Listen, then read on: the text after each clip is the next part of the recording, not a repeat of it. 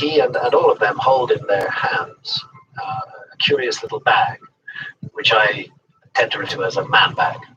I see them as a kind of badge of office, a recognizable symbol where perhaps members of a brotherhood would be able to recognize one another by their carrying of the symbol.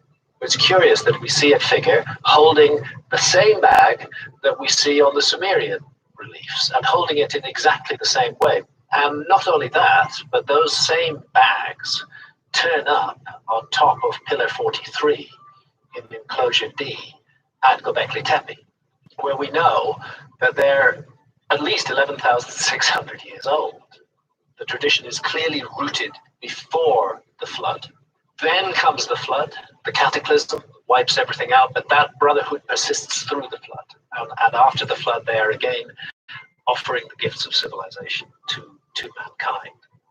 Could Oannes and his sages have re-emerged after the cataclysmic flood to teach the knowledge of the universe? In Sumerian cuneiforms, Enki is sometimes depicted as a beardish costume and sometimes carrying a bag. Interesting to note that in the Egyptian depictions of gods, they are not holding a bag, but an important symbol called the Ankh. The Ankh depicts immortality and life. It is also connected with Isis and the planet Venus. Could these carrying devices be transmitting the same kind of energy? Anton Park's research has traced the reemergence of Enki to Egypt, and as a byproduct of his death, the building of the Great Pyramid. La pyramide, je pense, a été créée pour refaire. In my view, the Great Pyramid was built by Isis. I believe it was created to reincarnate Osiris into Horus. It is quite complicated. The Osirian, the so-called aquatic temple dedicated to Osiris in Abydos, Abaju in Egyptian, is located in the city, which is, according to history, the first city of Osiris.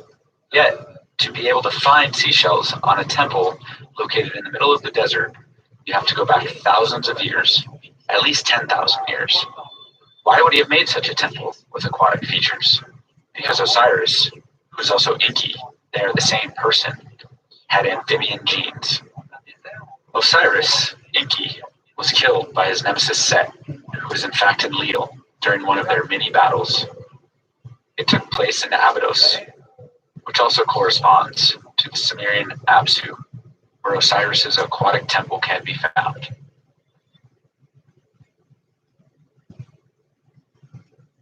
This is our best chance to find a habitable planet. We breed and raise our own crew. Train them in isolation to prepare them for life in space. The voyage will take 86 years.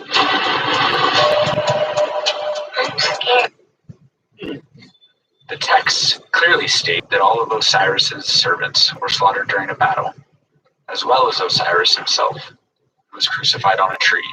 This is how he died. Isis is quite a character.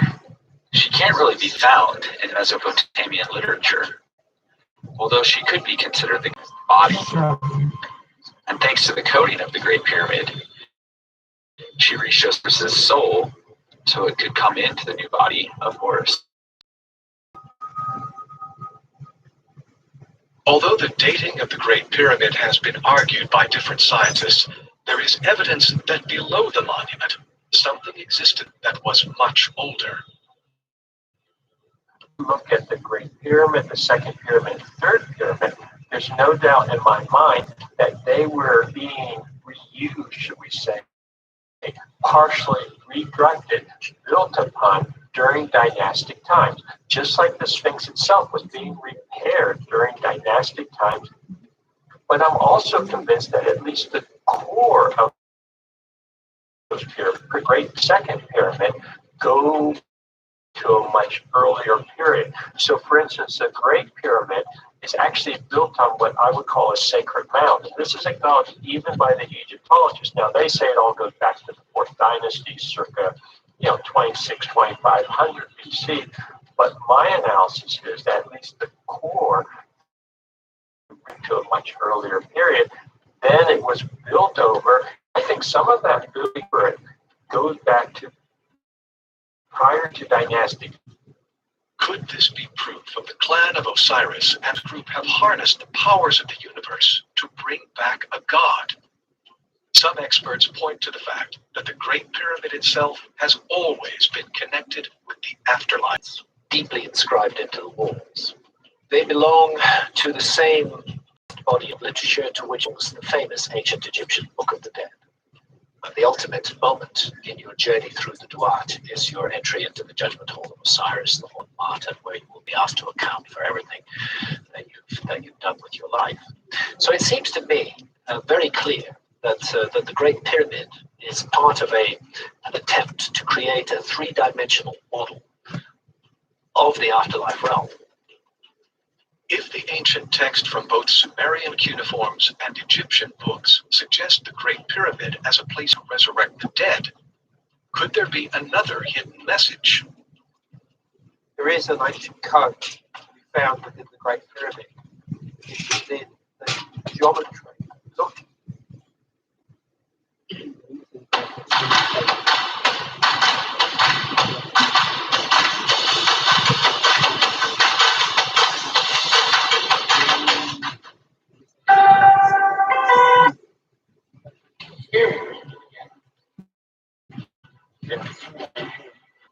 Right now, we're wandering through what's basically an archaeological site. And what's being dug up is a lost laboratory, the last standing lab of inventor. He imagined the construction of a base. A little electric field is generated between the prongs of the light, and it powers on as if it were plugged in. As a source of wireless power, a Tesla coil isn't really practical. One that's big enough to power, say, a room full of lights might induce a nasty current in you. It also demonstrates one of the limitations of wireless power transfer. As you move away from the power source, the strength of the field drops off very quickly. Every time you double the distance, the field drops off by a power of 6. And that's an issue of physics. There's really no getting around it. Tesla didn't fully understand his invention the way we do now. No one at the time did. But when he saw the result, it was enough to start him thinking much, much bigger.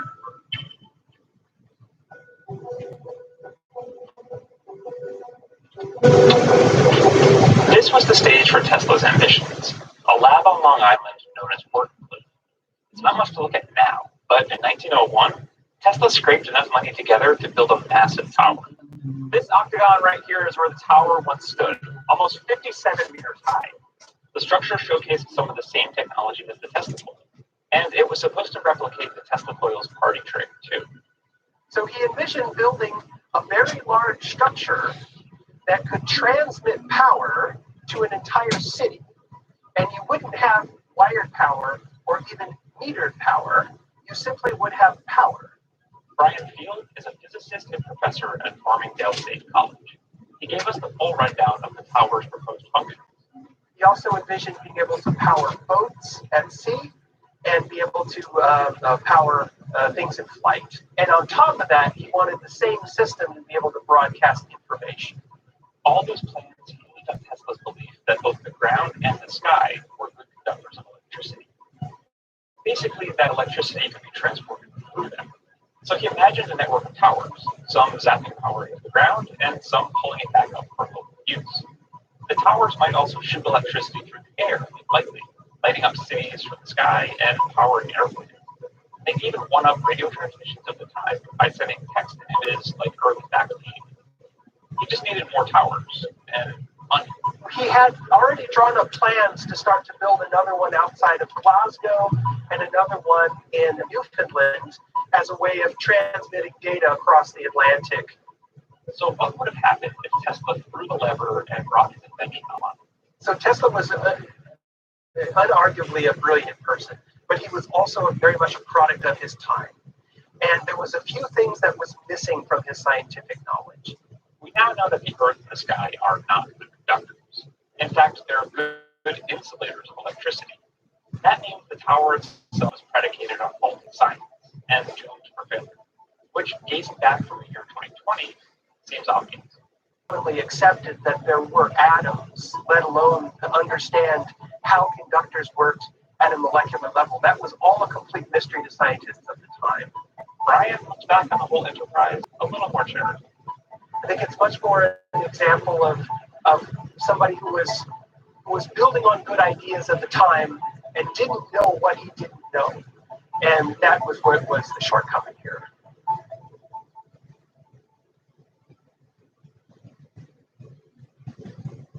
It's been more than 100 years since Tesla's efforts at working.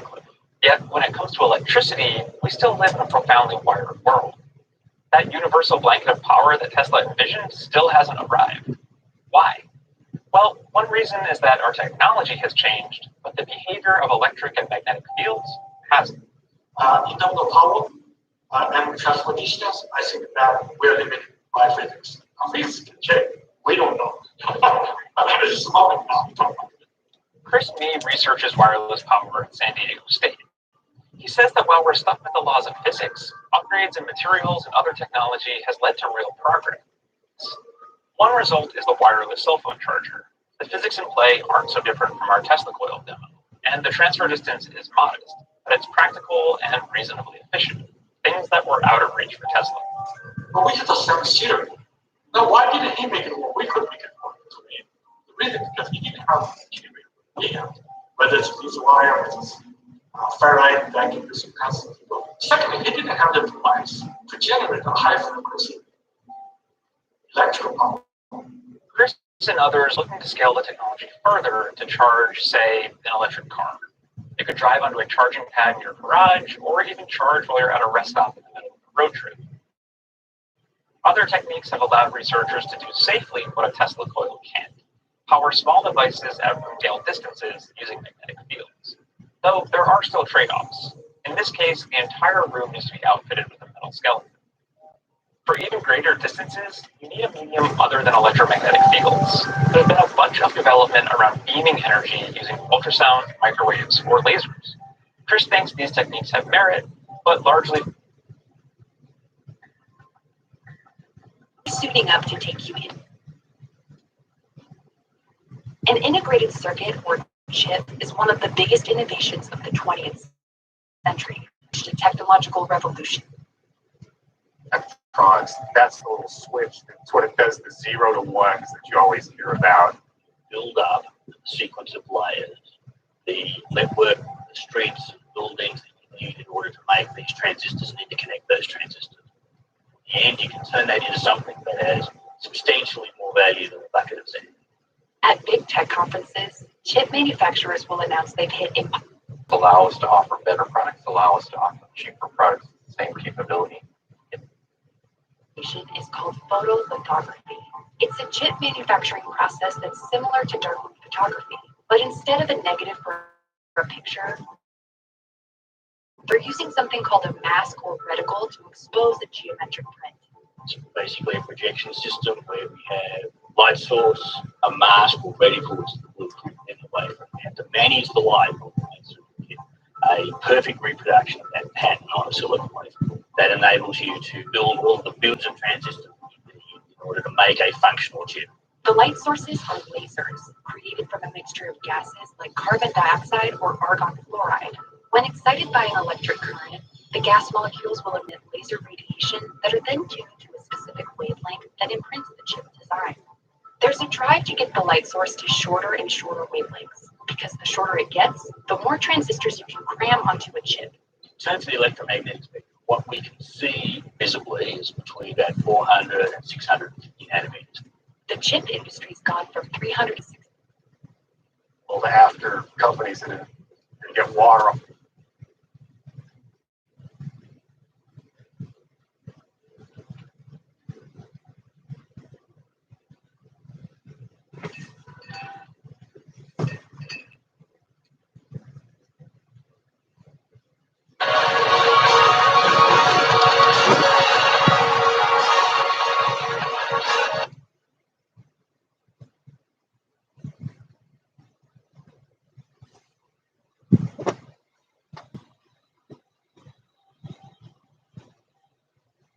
And now I would like to take you on that journey just for a little while to witness what is happening in the life of a barzakh right now.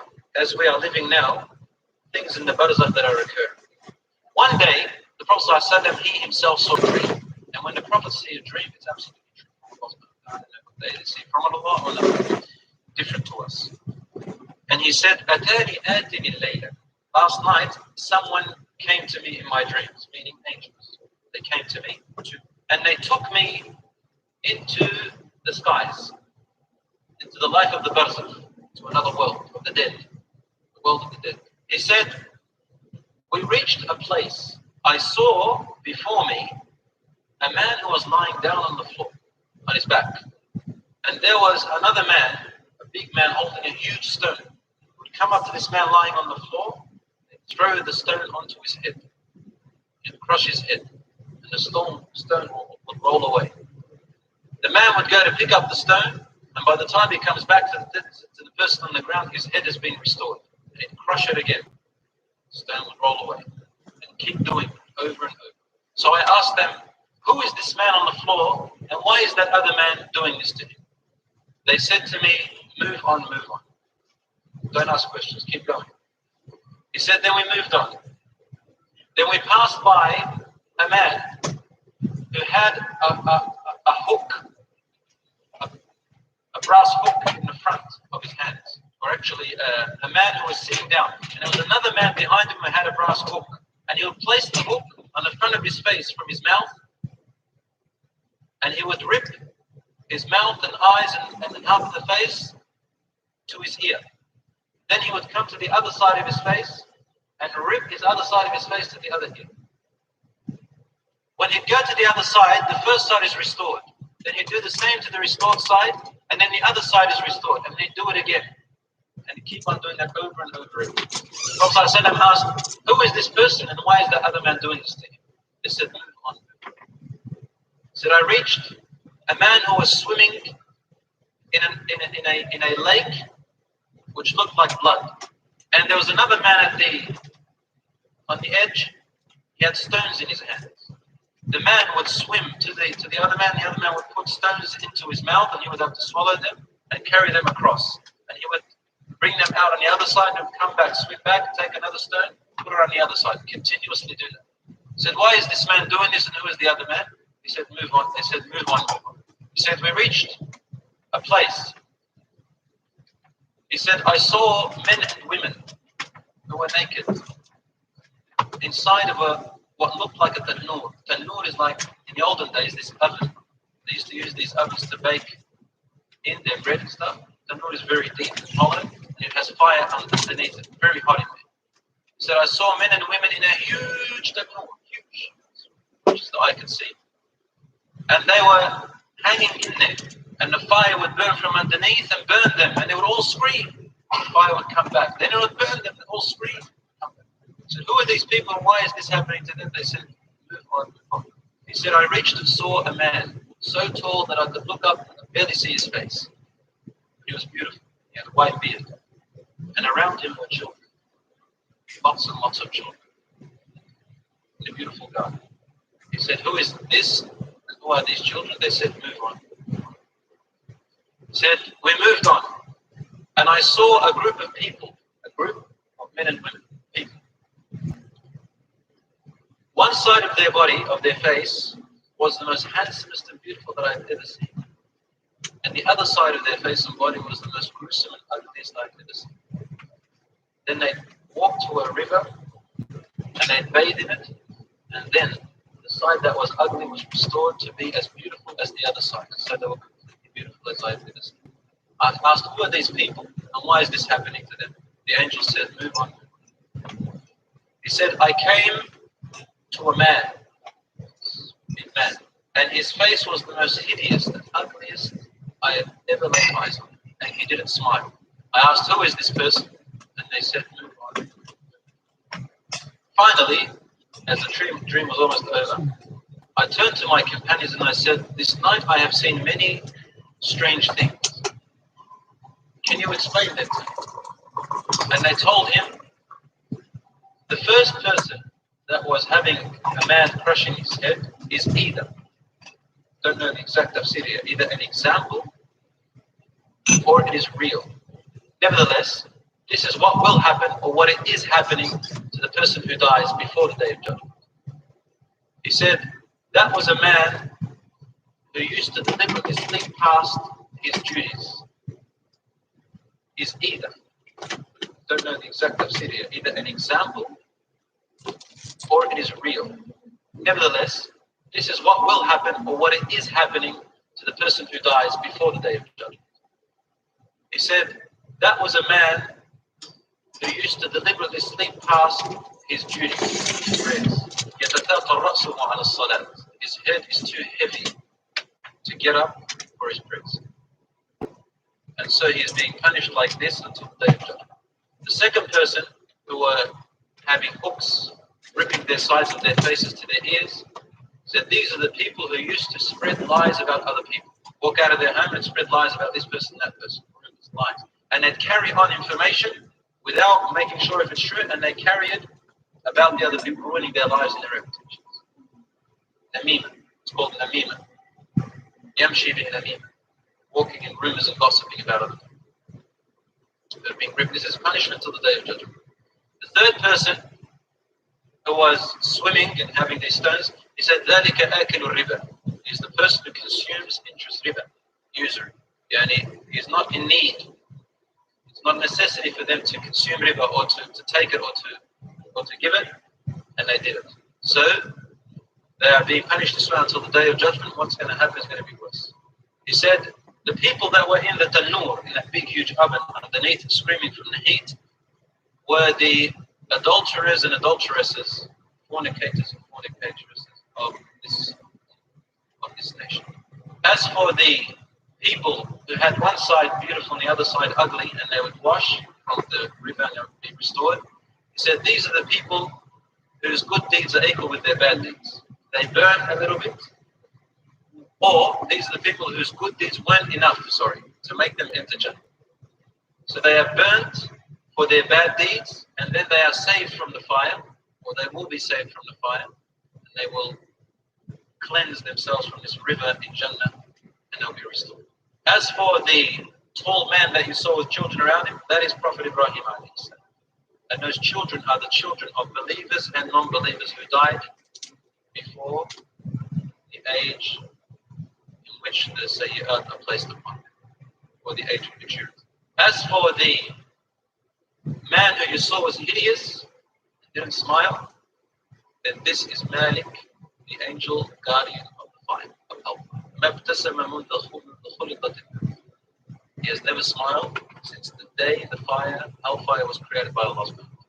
He is the guardian who makes sure the people of hellfire are being tortured for their choice of going against Allah and refusing His message. These are examples of the things that are happening or will happen in the life of the barzakh.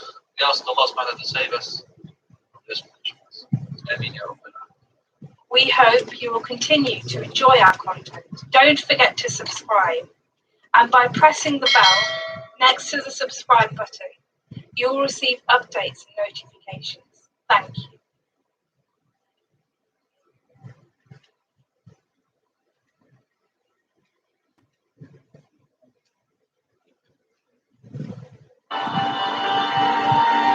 Etisalat Wider Web extension empowers autistic individuals to be able to experience the web. 2050. The priceless artifacts unearthed from King Tutankhamun's tomb are on display at the Egyptian Museum in Cairo. Amongst them, an unusual dagger, unlike any other in the collection. The dagger itself has a golden handle with delicate geometric designs and a beautiful golden sheath. But it's not the design that's so special, it's what it's made of. It's an iron blade, fully functional. Ever since its discovery, archaeologists have been puzzled over the dagger's very existence. Iron seems so commonplace to us, but for the ancient Egyptians, iron was quite a rarity. The Iron Age doesn't arrive in Egypt for another 2 centuries after the time of Tutankhamun, so it's very strange to find such a fine object made of iron at this time. A clue to the dagger's origins surfaces in an ancient text, a piece of hieroglyphic writing that points to the heavens. They found a phrase which seemed to read iron from the sky. Experts are unsure what hieroglyphs mean? Can modern technology help pinpoint the source of the metal? Scientists investigate the chemical makeup of the blade itself. The dagger is tested using X-ray fluorescence spectrometry, which is a newly developed technique. Analysis of the results point to a surprising source. The equipment shows that the composition of the iron in the dagger is of iron, but also nickel and cobalt in exactly the combination that matches the database record for meteoric iron. Iron from inside a meteorite. It's an extraordinary result. The riddle written in the hieroglyphs, iron from the sky, now makes sense. The metal that was fashioned into the dagger's blade came from space. Egyptians didn't know how to make iron for themselves. Due to its rarity, it is revered as a secret metal.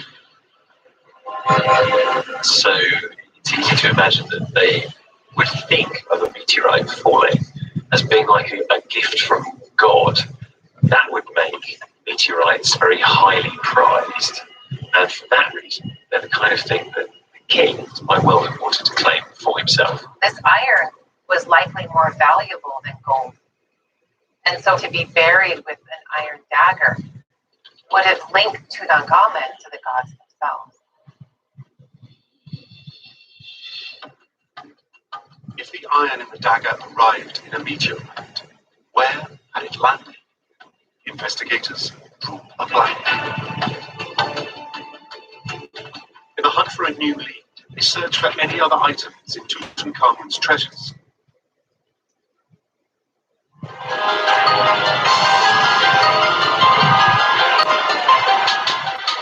The Earth is littered with buried treasures patiently waiting to be discovered. When they're found, they can add depth to unanswered questions about the world. However, while they can tell us a lot about human history, the finds can also create more questions than they answer, especially when they're thousands of years old, such as a knife that looks like it was used by ancient giants. Does that mean giants existed? What's the real story to all these astonishing discoveries? Well, that's what we're going to examine today.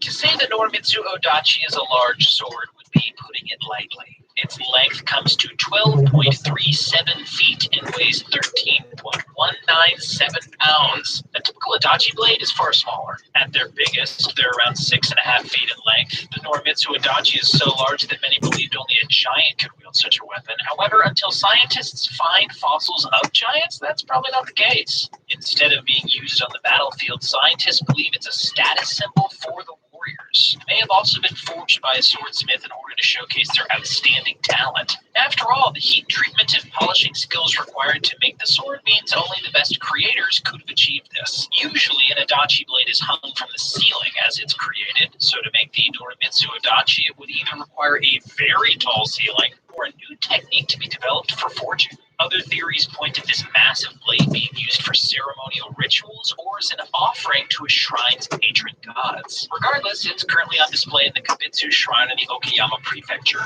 In 1974, workers were digging a new well near Xi'an, China. They uncovered a large cache of terracotta life-sized army figurines. There were thousands of these individually designed soldiers. There are even clay horses and chariots in the discovery. They very much resemble the army in 2008's The Mummy Tomb of the Dragon Emperor. The soldiers at one point seem to have been painted in bright colors, but have become gray over the centuries. Archaeologists estimate there are 8,000 figurines in the discovered 4 pits, but the reason behind them is uncertain.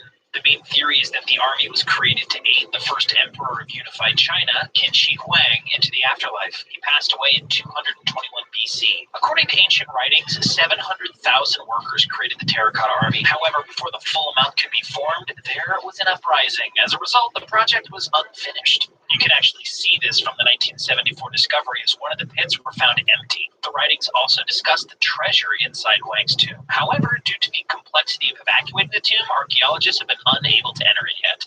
We may now have proof that aliens walk amongst us. Well, maybe, In 2016, some coins were discovered during a house renovation in Egypt. On the head of one coin, we can see a figure with large hollow eyes in the shape of a head that resembles an extraterrestrial. Another coin seems to have an image of a UFO hovering above the ground. The Latin wording scribbled around the coin states, opportunis adest. According to reports, when translated, that means it's here in due time. Spooky. Does that mean the aliens are returning? Should we be panicked? Well, no, probably not. It's speculated that these coins are actually hobo coins. This is a practice that dates back to the 1750s. Coins were made with a softer metal than what we have today. As a result, the coins were used in a sculptured art form, one of which was the well-known potty coin. The original coin image was the United States seated liberty, but the artists manipulated the seat into a toilet for humorous reasons. Today, hobo coins are a collected commodity. So, more than likely, these recently discovered coins aren't actually alien. In 1975, the first personal computer was released. Or was it? In 1901, an archaeological diving team found loads of treasure from a Roman shipwreck. The discovery was found near the Greek island Antikythera. Amongst the statues and the jewelry was the Antikythera.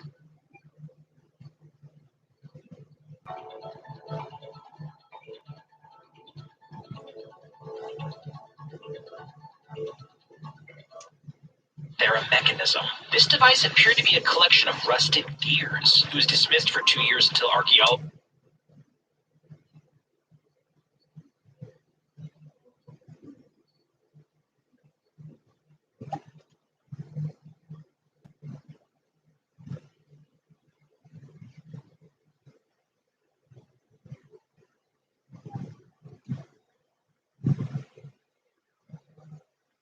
Hi everyone, welcome to Solution Review. So, short video lang to guys. Actually, dapat mahaba to. Kasi IP68, IP69K, at M. So, yun ang pag-uusapan natin ngayon. Well, para ma-notify ka sa masyadong brief, tapos sa likod, nandun lang yung specs. Pagbukas natin, makikita na agad natin yung phone. Nandun na yung 33 watts charger at yung kanyang USB-C cable. Yun lang. Yung mismong quality ng box, lahat ng nandun sa loob na protection, hindi masyadong pinag-isipan ng humidity. Actually, may isa pa tayo makikitang red flag dito sa humidity Bison GT at dun sa mismong humidity website. Kasi kapag tinignan natin guys, yung SIM tray, itong humidity Bison GT, wala siyang micro SD card, sila dual SIM slot lang siya. Pero kapag tinignan natin yung website ng humidity sa specs, itong Bison GT, nakabold pa guys supports expandable storage up to 256 gigabytes. Well, pwede nating sabihin na siguro nagkamali sila, typo error lang, baka inabi-base nila yung specs ng UBDG Bison, ibinase sila dito sa webpage ng Bison GT. Maliit na error lang kung iisipin natin, pero nagbebenta ka ng phone. So dapat maingat ka dun sa mga information na inilalagay mo tungkol dun sa ibinebenta mong phone. So, misleading at makikita natin dyan yung quality ng humidity. Okay, so ano ba yung reason kung bakit naging short yung video na to at hindi yung typical sa performance? Kasi Hilo G95 guys, yung chipset nito. So, pang gaming talaga. Meron na rin tayong 8 GB of RAM at 120 GB of internal storage. Tapos UFS 2.1 pa. So, promising talaga guys itong UBDG Bison GT compared sa previous Bison. Pero, sa tuwing nag-review ako guys ng mga rugged foods, palagi yung kino-comment yung video ni Mr. Hustabos, ni Aaron, compared dun sa mga conventional foods na ginagamit natin everyday na walang IP69, IP68, or MILSTD8 na MDG Bison G. Confident ako kasi nga, ratings, di ba? However, habang ginagawa ko itong video ito guys, restart siya ng restart. Ayan. Restart siya ulit. Ilang beses na ito. Magmula nung nag-shoot ako ng B-roll. Ito. Mag-shoot na rin sana ako ng B-roll. Pero ayan, nag-restart talaga siya. For some reason. Pagkatapos ko lang gawin, yung nakita nyo kanina B-roll, na hinugasan ko siya. Tapos, yun lang, bababaw lang naman yung tubig. Ano lang sa palanggana. Sinabon ko lang siya ng konti. Which is okay lang naman dapat sa isang rugged food. Dapat kaya na yun. Napaka-simple lang ng test na yun. At gusto ko lang talaga ipakita sa inyo na yun yung advantage ng mga rugged foods. However, ayan, start, na-restart, medyo mainit na siya, kaka-restart. So parang nagkaroon ng tubig or nasira yung kanyang power button. Kaya parang nakapush lang siya palaging ganun dahil dun sa tubig na pumasok sa kanya. So apparently, hindi siya waterproof.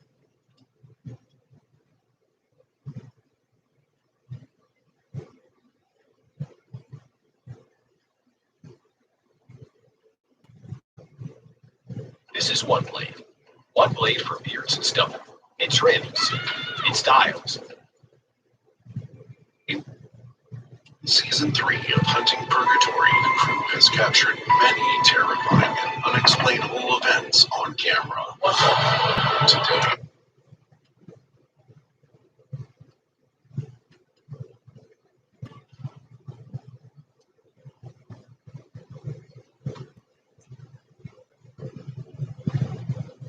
Si John Louis Butay, isa po siyang operations manager at kasama po niya, idol yung kanyang asawa po na si Eloisa Butay. So nangyari po itong noong April 17, na 10:50 po ng gabi. Ito po nga panunutok at pagtutok daw po ng baril sa kanya ni Kapitan matapos daw po silang checkpoint. Dahil nga po, curfew sa Ilocos Norte. Meron po tayong video. video pakita natin.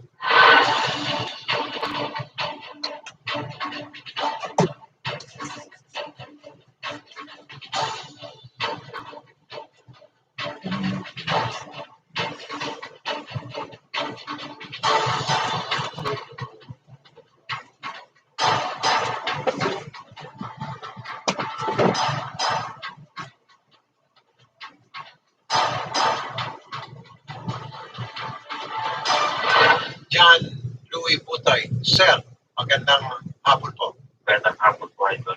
Paki-explain po sa amin yung nangyari sa video na kitang-kita po yung isang tao doon may hawak-hawak na baril. Ganito po yun, Idol. Galing po kasi ako sa isang dinner meeting. Opo. Bali, tinapos ko po yung pagkita ko kasi wala na po kami time. Pauwi na po kami, galing sa dinner meeting. May mga nakita po ako, mga una-una po hinarang. Pero hindi ko po alam talaga na checkpoint kasi wala po siyang proper na signage. Wala rin po ako nakita na naka-uniform na tanod. Pati yung nanaharang po, hindi ko po nakita, wala po siyang face mask, wala rin siyang uniform. Naka-short pa? Sino pa yung naka-short po? Meron pang hawak na baril. Yung ba si Chairman? Si Chairman po, Idol. Si Chairman. Bakit niya ako kayo binunutan ng baril? Yun po, Idol. Nung sabi ko, nag-explain ako, Chairman, galing naman po ako sa official business meeting.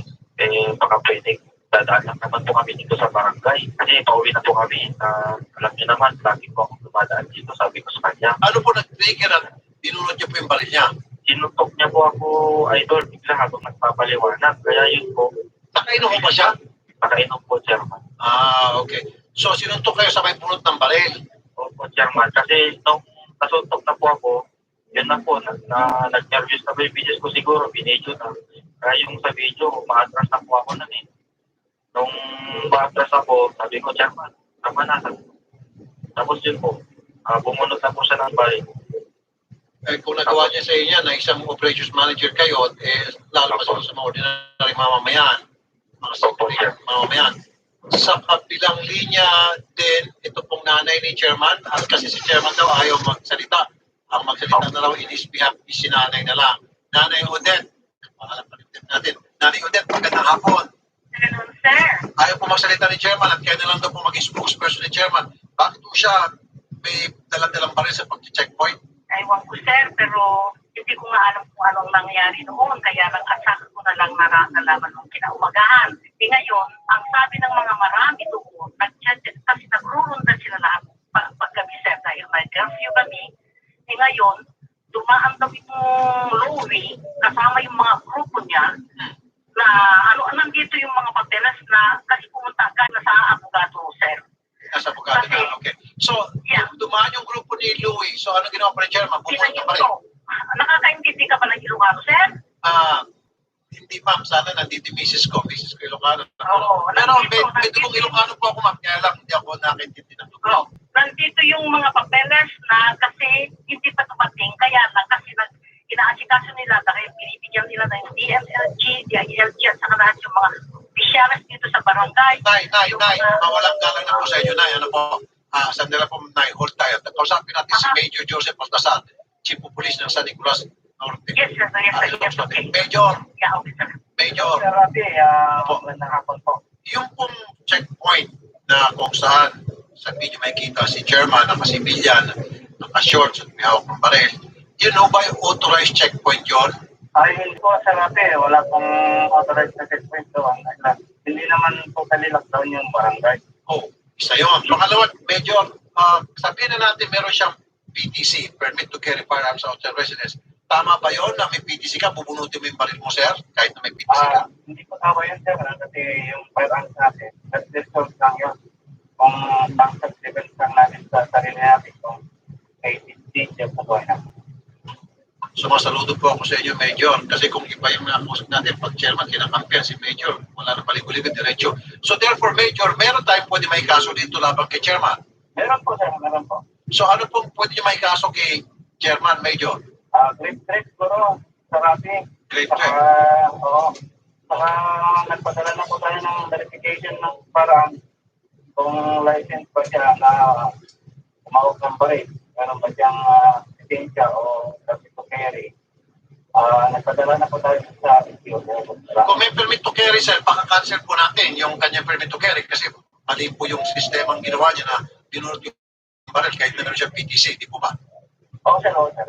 Kasi po ako may PTC din ako pero never kong binubunot ng baril at never ko pinapakita. Kung dala-dala ko man yun, nakatago yun at hindi mo alam na meron pala sa katawan ko. Ganun dapat di po ba, Major, sir? Yes, sir. Ito pinagbayabang niya at kasing pa. Sige po, Major, asahan po namin na magpapal po kayo ng kaukulang kaso laban dito kay chairman. Oo, sir, Rafi, sa akin ay ang gawin na pinapunan ng affidavit of complaint yung asawa niya at saka yung mga witnesses nila, yung affidavit ng mga witnesses nila. Ay, salamat. Major, sobrang thank you, Major. Mabuhay ka, Major Baltasar. Sir. Salamat din po, Sir Rafi. Magandang hapon po, Major. Mr. Joey Francisco, Head, DILG San Nicolas, okay. Mr. Francisco, Sir, magandang hapon, Mr. Francisco. Magandang hapon po. Sir Joey, nakita naman po yung video, alam niyo na po itong pangyari, na kung saan maging yung PNP natin, in-acknowledge na mali po yung ginawa ni Chairman. So kayo naman po sa party niyo po bilang police. Automatic po kasi yan, sir, pagka may criminal na, kabalikan na rin po yung administrative niya. Ako, maganda pala dyan sa Ilocos, pero sa ibang lugar sa hindi. Iba yung admin pa, ibang criminal. Kailangan, kumilis yung magpapay ng admin, kumilis yung magpapay ng criminal. Diyan pala sa Ilocos, magaling talagang. I'm proud, Ilocano. Ang pinaantay na lang po namin kasi, sir, hindi ko kasi kami makapag-on kasi wala pa naman po yung verified complaint sa amin. Okay. Therefore, itong si Mr. Butay, nasa kabilang linya, nasa video ko. Sir John Louis Butay, hinihintay na lang na po nila verified complaint para gumulong na po yung hustisya para sa inyo. Ay, salamat naman po, sir. Ganun po, para... Okay, Sir Joey Francisco.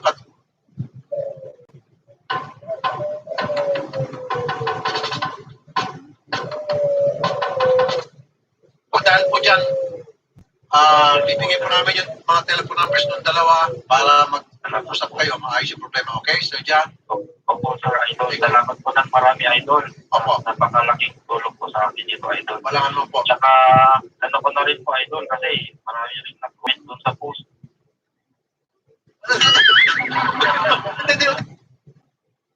Manda na yung lalaki niya kasi... Pagdidimanda siya yung anak mo?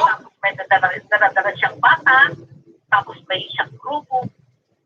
Sinari ko din. Nay, tingnan mo itong anak mo. Sige, pakita natin video ulit. Ayan, yan yung anak mo.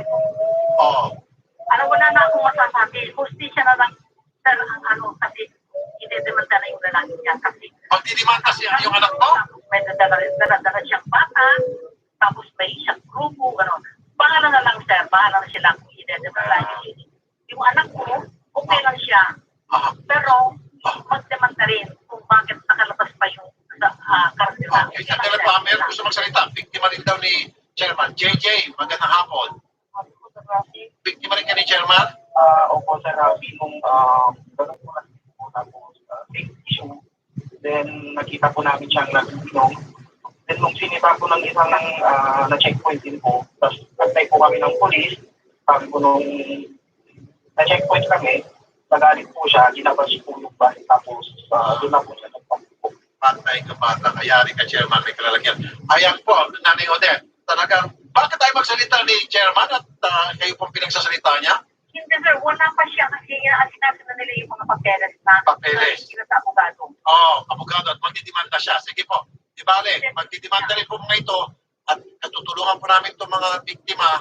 Siguraduhin po namin, may kalalagyan po ang inyong anak. Ano po, Bonji? Salamat po, sir. Madam, Bonji yung inyong anak. Ano eh, mama's boy?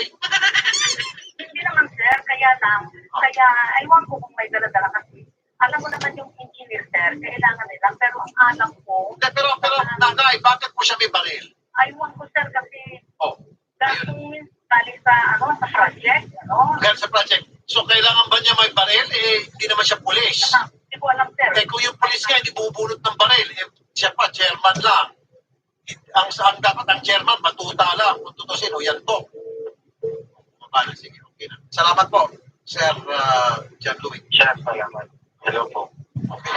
Mga kapatid, meron na po tayong 19.6 million subscribers sa YouTube channel ni Idol Rafi. At kung nagtataka kayo kung bakit hindi kayo nabibigyan ng notifications from Rafi Production, pinaaaliwan ngayon online kung ano ba talaga ang tunay na pangalan ng ilan nating mga artista. Pati na yung mga iisa lang ang pangalan. For example, si Mahal. Nagsimula ang lahat sa isang ano ba ang apelyido ng soul siren na si Nina. At nagpawitnihan na. Nina na Toto. Nina Bonnevie? Paano ako binalikan? Dito binalikan! Ang ibang celebrities na nakilala rin sa isang pangalan lang, damay-damay na. Ano ba yan, Sel? Titiskan. Dulce, wish your girlfriend was hot like me. Isa sa pinakakinagiliwan, ano ang apelyido ng Oh My Love star na si Mahal.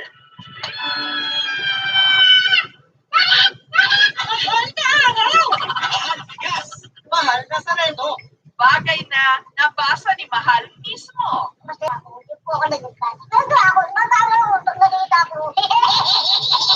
Mahal, wala ka apelyido. Yeah! Ang Mahal, term of endearment daw sa kanya ng kanyang lola Puti. Ang pabuti ko nung lola ko, wala pa akong kapatid yun. Yung tinawag na ang Mahal. Andito ako!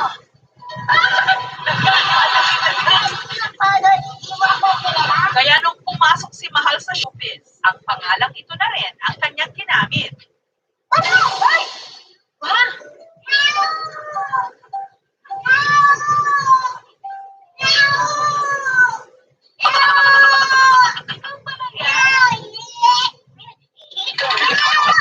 At simula noon, minahal na siya ng publiko. Gayunman si Mahal, kontrobersyal sa kanyang mga minamahal.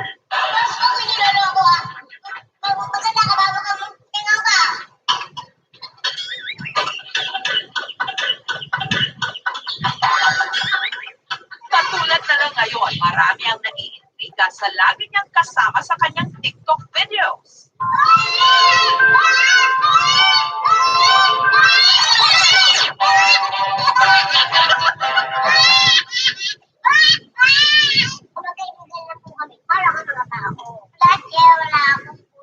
Bakit pag hindi ba maganda yung kahit pag hindi ka ba nagkulay, hindi ka maganda? Pero ano nga ba ang totoong pangalan at apelyido ni Mahal? Noemi Mesurero. Mga species ay magpapalik doon sa napakahabang tunay na pangalan ng mga artista. Gumagamit ng screen name para doon sa usapin ng seguridad. Halaga ang paggamit nito bilang paraan siya ng recall. Alam niyo ba ang pinakapopular na apelyido sa Pilipinas? Sa datos na inilabas ng Forebears, ang pinakamalaking database ng mga pangalan sa buong mundo. Pinakamarami ang may apelyidong De La Cruz. Sinundan ng mga Garcia at pumangatlo ang mga Reyes. Marami sa mga apelyidong ito, tunog Espanyol. Hindi nakataka-taka dahil mahabang panahon tayong sinakop ng mga Kastila. Singhaba na yata ng pangalan ng iba.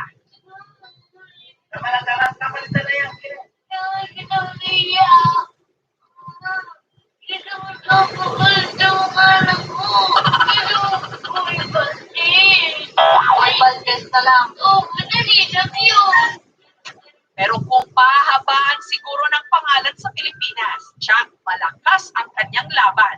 Ang kanyang pangalan kasi umabot ng mahigit 40. I am Franciano Michalis Mayal sa Babel sa University. Initiatives por todos as ciudadanos orientaram Krishna Morty Ashram Jala Makasha Mr. Bernard kasi Jaka Time si Sinzi Quick Manuel Putala tayo siya kung sa America ba tayo sa Party sa Agustin San Juan Trio. Kahingal, bes. Struggle is real nga raw nung nagsisimula pa lang siyang mag-aral. Kaya isulat yung pangalan. Kami sa atin instead, tinutukan ko dati, pero siguro by the third day, tinamad ako. Kapag kailangan ko gamitin yung pangalan, kinaka-paste ko na lang. Sinubukan ko na dati na iba yung pangalan ko sa bawat subject na dahil ko. Kunwari sa isang class, si NCL, sa isang class, si Kaijo, or si Seven, si Pino. Kaya ang gamit niya sa kanyang ID, shortcut version na lang. Raxiel San Juan na lang. Sa passport, bawat ko ng 2 pages yung pangalan sa birthday. Na nag-overlap yun sa ibang fields, like place number. Mga lang siya, nagkamali sa rin. Pero yun lang. Iba pa ako project value. Nandun ako sa office ng University of Star. Na-university. So, nag-affidavit po ako na itong si Raxiel San Juan ay isang tao lang sa Raxiel, etc. Pero bakit nga raw ba siya pinahirapan sa ganyang kahabang pangalan? Binigyan niya ko ng mahabang pangalan. In a way, similar sa mga Pinoy na marami tayong pangalan para sa Hani. Meron tayong Hani, Gas, the reason behind this is Ali, yung names ano-ano siya. Pero philosophical, spiritual, galing sa Bible. Hindi naman gusto mag-ibig yung pangalan. Hindi ako magkakaroon ng consent. Maraming ang unique ang kanilang pangalan. Natatangi, kanila lang talaga. Ngunit ang isa na siguro sa pinaka-importanting paggagamitan ng pangalan sa panahon ng pandemya, sa bigayan ng ayuda. Gaya na lang ng viral na litratong ito na isa sa mga nakatanggap ng ayuda, si Baby Boy Molina. Si Baby Boy kasi, mas pang baby girl daw talaga. Pang girl po talaga. Ay nagtataka po sila. Yung suot ko po kasi doon naka-dress po ako. Sa trabaho po, yung screen name ko po is April. Subalit ang ginamit daw talaga niya noong pangalan, Jesus Onesa Jr. Sunod sa pangalan ng kanyang ama. Pero nito lang 2011, natuklasan niya na iba pala ang rehistrado niyang pangalan. Kung kukuha po ako ng mga requirements, hinahanap ko yung Jesus M. Onesa Jr. Wala akong nare-recognize, pero may lumabas daw po na Baby Boy Molina, tapos pangalan lang po ng mama ko ang nandun. Hindi ko talaga naintindihan ng mama ko yung mga pumupunta doon na nurse or yung doctor, o yung anak niya po isa Baby Boy, baka hindi ko niya naiintindihan. Yun naman pala, pero mapa-baby boy o mapa-baby girl man siya, ang mahalaga, tanggap daw siya ng kanyang baby.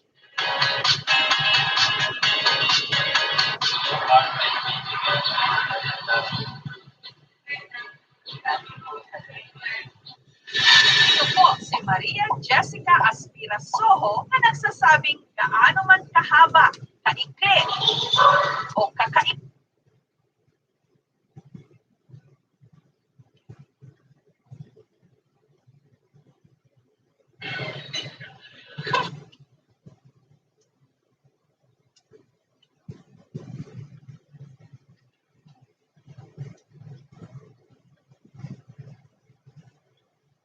What if I was to tell you that the issue surrounding the mark of the beast has already started? And unfortunately, most people don't see it yet. So what is the issue surrounding the mark of the beast? Let's find out. The reason why a lot of people don't see it is because prophecy has taken a step back from the minds of believers. It is frightening to see the amount of Christians that shun the book of Revelation and even shun prophecy.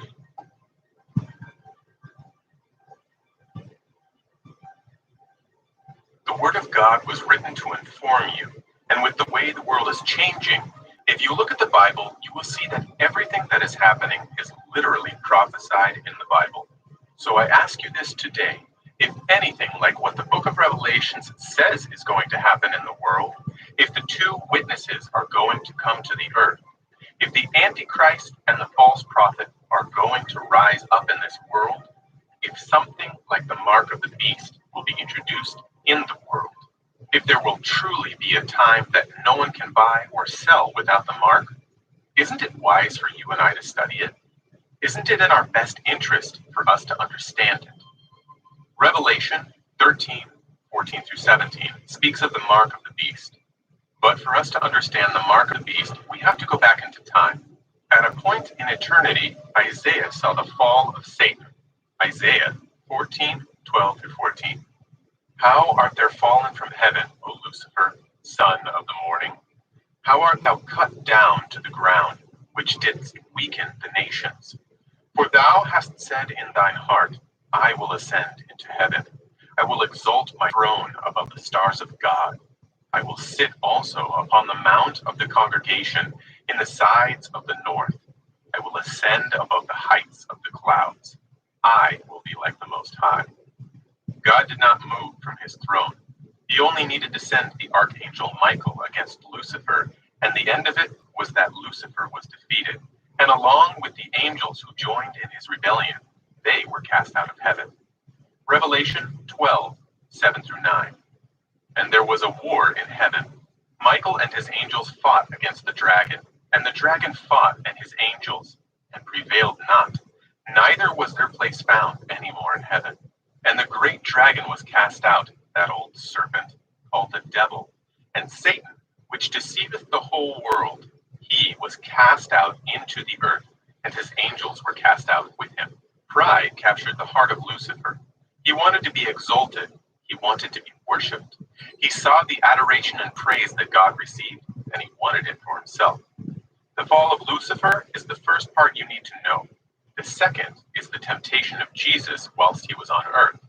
The devil tempted Jesus Christ in 3 separate endeavors. The 3 areas Lucifer tempted Jesus was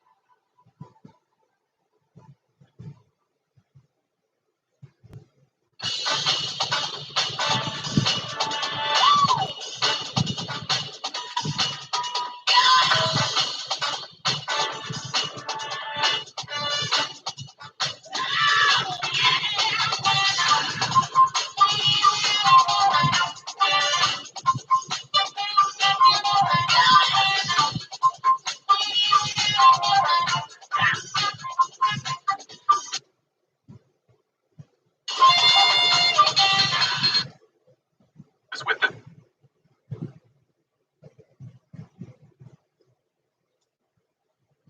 he was cast out. People now also. He wanted Jesus to receive a mark in their right hand or in their foreheads. 17. And he had. What did the devil want from Jesus? He wanted him to worship him and kneel before him.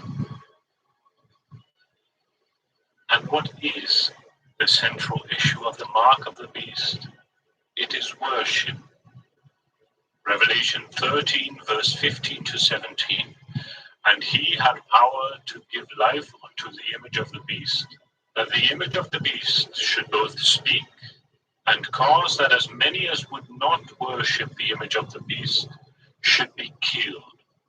And he causeth all, both small and great, rich and poor, free and bond, to receive a mark in their right hand or in their foreheads, and that no man might buy or sell, save he that had the mark, or the name of the beast, or the number of his name. This is why I am saying the issue regarding the mark of the beast has already started, Because simply put, the issue regarding the mark of the beast is an issue of worship. And the issue of worship started when Satan wanted to exalt himself above the Most High.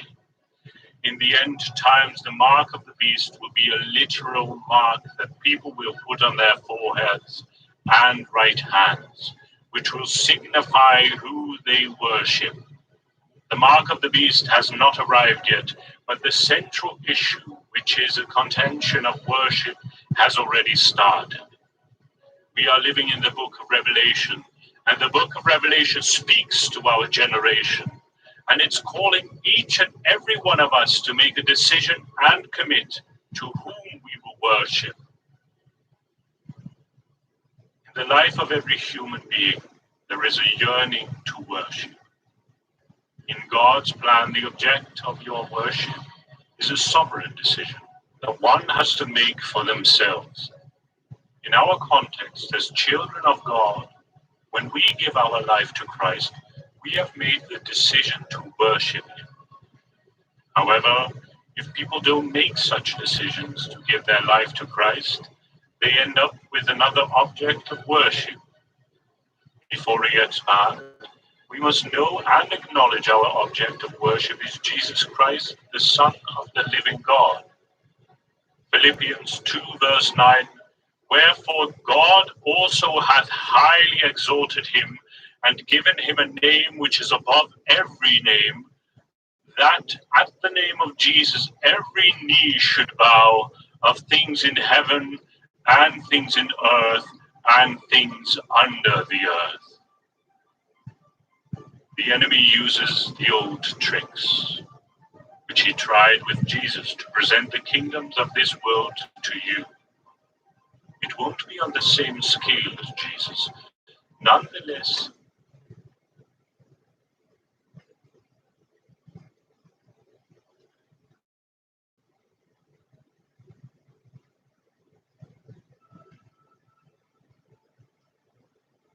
I was involved in a Bible study where this topic came up, and I thought it is important that I share it with everyone. History has a beginning, and the only one without a beginning is God, because He created the beginning. Now I want you to look at history as a line, and at the start of the line,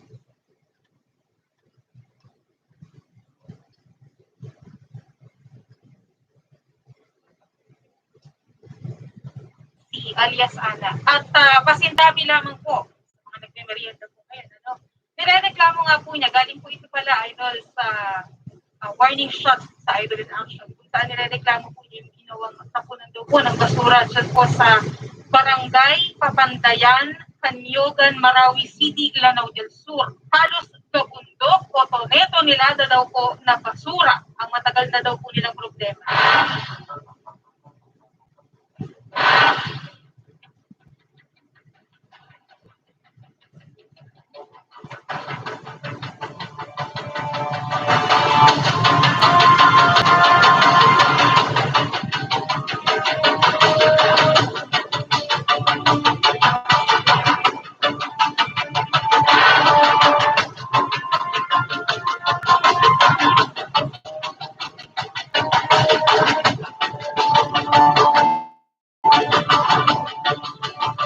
Sana. Good afternoon, sir. Ano yun, ma'am? Residential area? Residential area, sir. Bakit po dumami ng gano'n yung basura? Nauna kasi tumira yung mga tao dyan, 2000.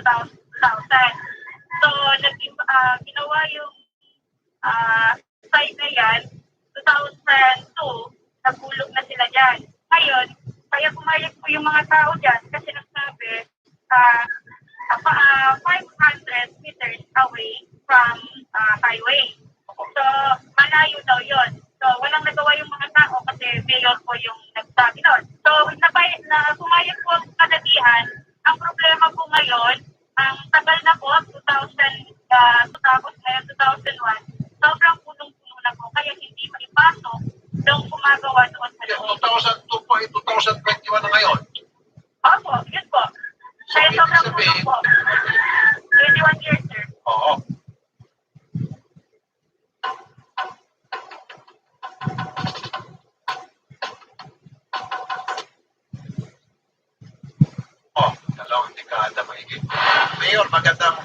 Mayor, sir. Mayor, ano pong reaction niyo doon po sa kaputok na basura na yun, na nakita po sa video kanina? Actually po, yung area na yun, pero area po na ang performance surrounding nabanggit po kanina na that was way back 2002. Hindi pa po ako mayor, mga high school pa lang po ako. Okay. And this office ng 2015, and ang sabi po, actually pinupost po natin makikita to. Pero medyo kumuna po. Okay. Kailangan po for very 9 months, parang po ng 50 years marami. And so, ang nangyari po, nagsilikas yung mga tao. Ang ipagkat po namin, nagkaroon po tayo ng pati national government ay nagkaroon po ng programa para i-rehabilitate ang buong Marawi. And so, kasama po doon yung pag-publish ng sanitary landfill. Dahil ang COVID landfill po, ang dito ngayon, ay hindi na po yan pinapayagan. So, that's the reason why po, tayo po ay pinupost natin sa national government through the passport ng Marawi kung pagpapatayo ng sanitary landfill. And this time po, it will be implemented.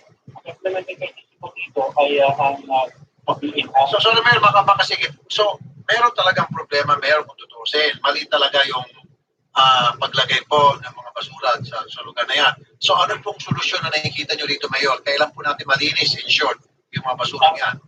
Yes, sir. Actually po, yung po nakita nyo ay wala na po doon. In fact, hindi mo yung panagin ang nangyayari. Nagkakaroon lang po because of the, according to the PNR, right now, sir, which is managed by PNR because of the project, yung gagawin sanitary landfill. Kasi eventually, sir, yung downside na yan, kasama po sa project, na i-close po yan at gagawin check of art. Pero tayo doon sa may mga according to yung mga tao sa field, nagkaroon ng kunting area yung mga business na ginagamit. Pangalawa po, dahil na ito ay Ramadan, medyo naglutin po yung ating naging po eh. Actually po naging dumami yung ating mga truck, lahat po ng mga basura sa ating paligid dito sa Marawi City ay nakakulit na natin. Doon ako tayo minsan nagkakaproblema. Doon sa dumping site. So, in short, Mayor, ginagawa niyo na po ng paraan o nagawa niyo ng paraan at wala na yung mga basura doon? Actually po, ginagawa na ng paraan.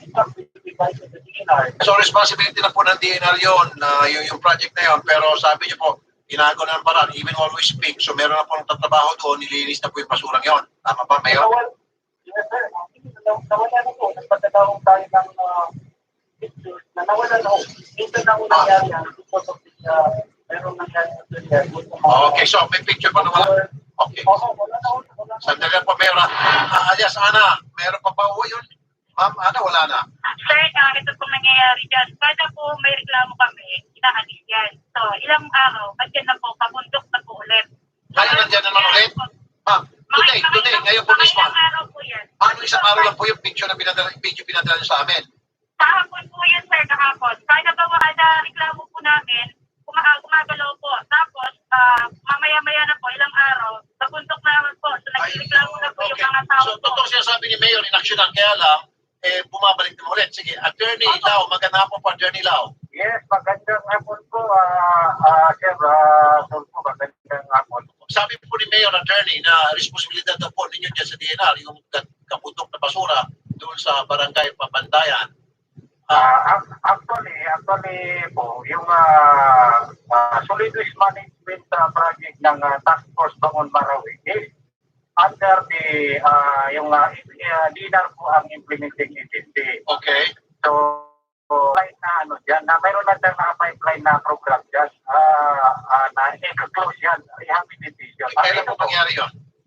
Actually, ang nangyari dyan kasi, ito kasi solid waste management, hindi natin pwedeng i-sara yung dirt side dyan.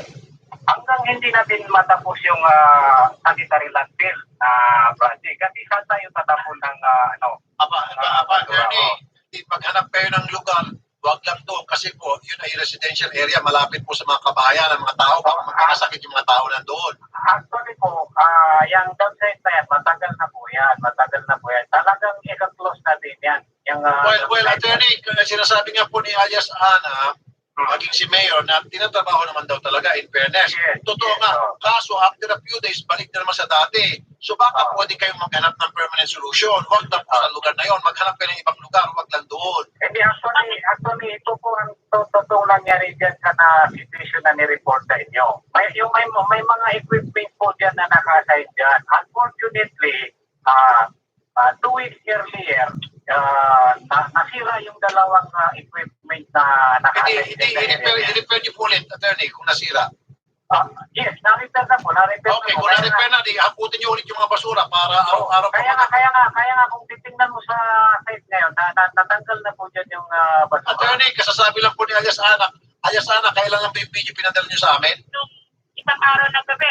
Pero yun, sir, inuusog lang yan, sir, doon sa baba. Ngayon, hindi, pag nagulog po, ipagpalagay natin, nagulog ang 5 truck ng basurahan, puno na po yung kalsada ulit doon sa malapit sa highway. So, okay. In fairness, kahapon, nung naluwagan tayo kay Mayor, ayan, ma-action naman. Kaya lang, mawala na yan dyan. Okay, yun po ang target natin. Okay, Mayor, in fairness po sa inyo, nung matawagan namin kayo kahapon, umaksyon naman pala kay Mayor. Salamat po, Mayor, ha? Pero Mayor, pwede ba yung totally mawala na po yung basura dyan sa lugar na yan, Mayor? Actually, dito sa ay talagang sir, hindi mo na padala sa atin yung information dahil alam natin na may 1,000 ground. Talagang inaayos po nila yung mga equipment. Opo. So, nagkakaroon lang po na dahil yung Ramadan ngayon, we are not looking for next year, dahil na talagang I propose to establishment of the standard level. Pagkakas na po sa ating mga kababayan dahil pinapilit po natin na linisin talaga ang Marawi. And you know, sir, ano ang situation po?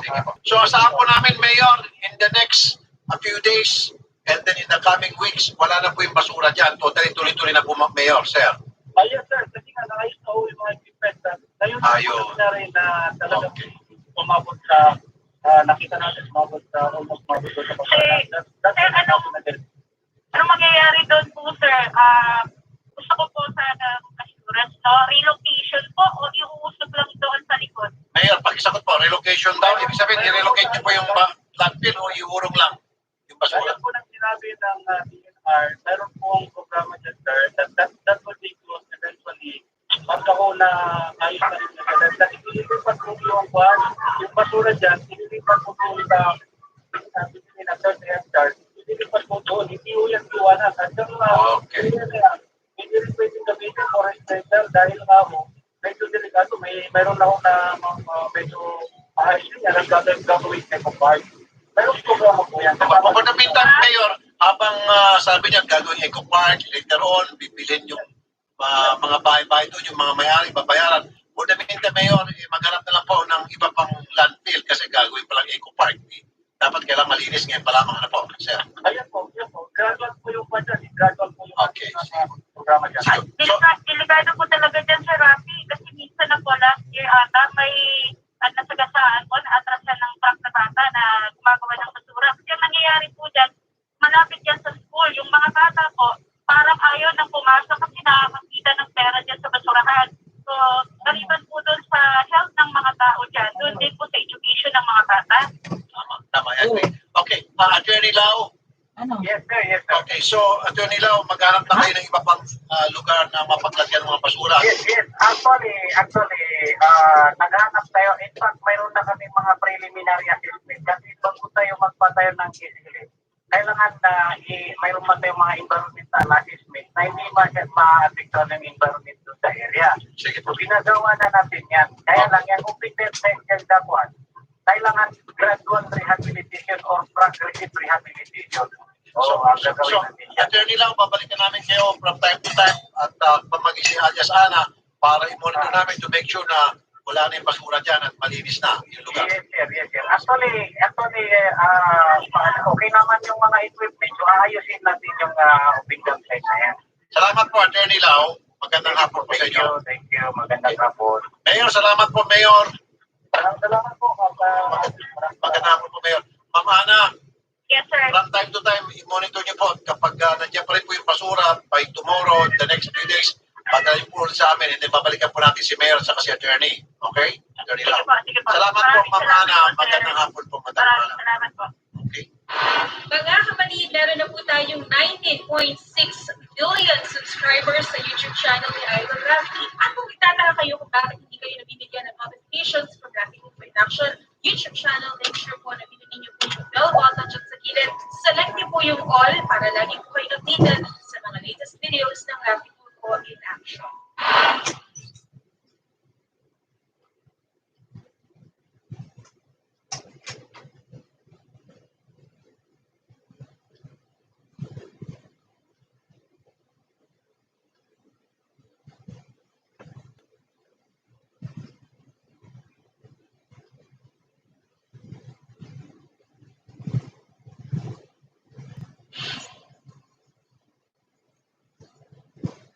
November 2020 namatay si Maricar Mendez, 18 taong gulang, ilang oras matapos makagat ng ahas sa isang gubat sa Nasugbu, Batangas.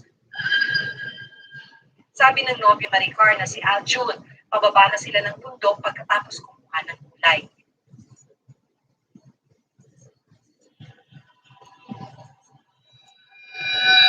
Sandali pa.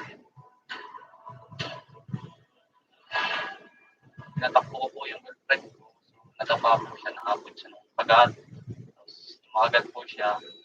Una sa may sakong lang po. Pangalawa pong pagat ng ahas sa may hita. Tapos po, lumakagat sa may hita. Saka ko pa lang po siya nataga.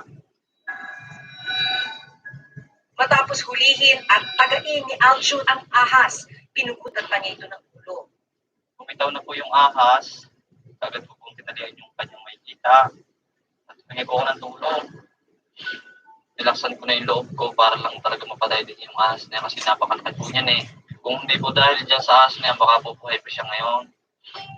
Sa larawang ito, kumpirmado ang makamandag King Cobra ang tumuglaw kay Maricar. Dahil sa kumakalat na sakit ng COVID-19, ayaw daw magpadala ni Maricar sa ospital. Pinili nitong magpunta sa isang albularyo. Uwi po namin, sa bahay namin. Tumugpo po sa albularyo.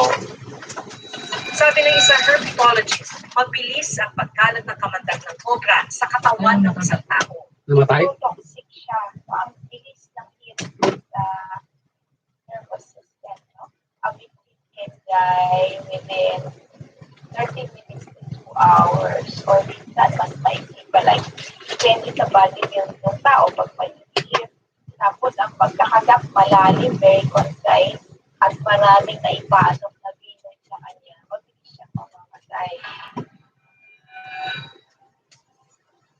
Nang makita nilang nanghihina na si Maricar bandang alas 10 ng gabi, nagpasya silang isugod na ito sa ospital. Dagdag hirap pa ang halos 3 oras na biyahe mula sa lugar nila papunta sa Batangas Provincial Hospital. Wala ring sasakyan sa kanila noong mga sandaling yun. Siyempre po yung mga oras po na yun, ang nararamdaman ko po, pinagtutukan po siya, pinagdadasal ko po na mong po, lalaksan yung loob niya. Sabi ko po, malapit na kami sa ospital, kaya niya kasi lang loob niya. Kasi panay lang po yung umul niya na kaya niya na magsalita. Sabi Pero hindi na naagapan ang kamandag at tuluyang namatay si Maricar. Nang dumating yung patient dito sa amin, siya, ganda ng life niya. Wala na siya talagang pulse, wala nang spontaneous respiration. Pagkita ko agad, nag-comment na ako agad, sabi ko, wala na to. Yan nga po, medyo masakit din yung nangyari. Kung sa kanya po napatay ko yung ahas, kaso di ka naman po siya niligtas. Walang supply ng anti-venom para sa King Cobra sa Batangas Provincial Hospital noong mga sandaling yun. Kaya mahihirapan din talaga makasurvive ang sino mang makagat nito.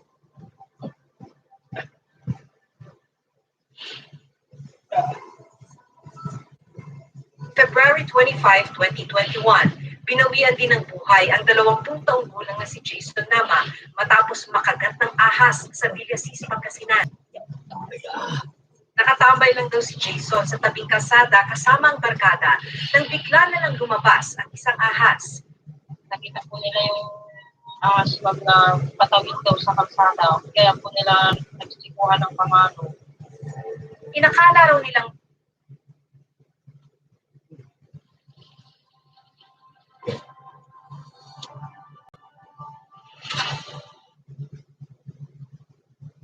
magbabarkada na patay na ang ahas, kaya hinawakan ito ni Jason. Pagkahawak po niyang gano'n, matugtog po yung kamay niya, tapos hindi niya po sinabi agad. Ang sabi niya po sa mga kasama niya na ano lang po ng pako. Ganito ang behavior ng ilang ahas kapag nahaharap sa panganib. Magpapatay-patayan sila hanggang sa makakuha sila ng tiyempo para umatake. Kaya huwag daw hahawakan ng ahas kahit na hindi na ito gumagalaw. Predators kasi yan, snakes would wait and then right at the moment they will play quiet, moveless as possible. Tapos pag nandun na sila sa posisyon na sigurado sila sa conciseness ng attack, tsaka sila gagalaw. Ano lang po ma'am, wala pa po isang oras ma'am.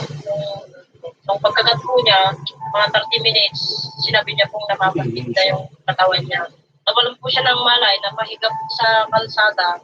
Yung mga kasama po niya, nataranta na po. Kaya kumuha ng mga tali, tapos po habang tinatalian po, bumagsak na po yung katawan niya sa kalsada. Kaya po tinakbo nila agad sa hospital ma'am.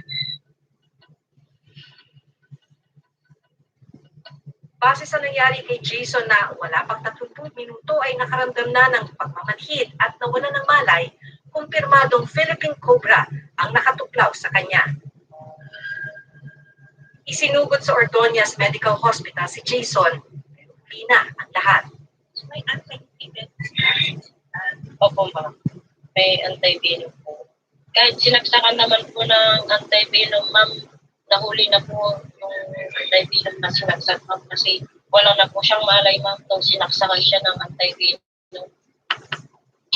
Posibleng nanggaling daw sa kanal ang kobrang kumagat kay Jason. Dahil madilim at tirahan ito ng mga daga na pagkain ng mga ahas, madalas pupuntahan daw nila ito.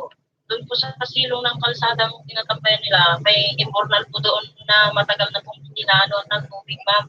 Kaya ang ano po namin, doon po nang galing yung ahas ma'am. Sa barangay ninyo, siya ba yung unang natuklaw o nagkaroon na ng ibang mga insidente ng mga natutuklaw? Meron na pong natutuklaw ma'am, pero hindi po sila naanohan ng buhay. Si Jason po, siya po yung pangalawang nakagat ng ahas dito sa amin na nawalan po ng buhay. The most fearsome group would be the cobras kasi they really attack. Uma-atake yan eh. Matapang, aggressive.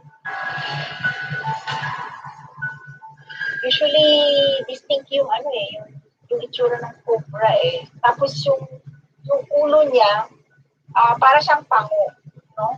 Snub, yung mas maikli yung ulo niya sa normal or ordinary na snake. If you have a distance and you don't have a stick, run! Yan, no? Payo ng eksperto, mahalagang madala agad sa ospital ang pasyente kapag nakagat ng ahas.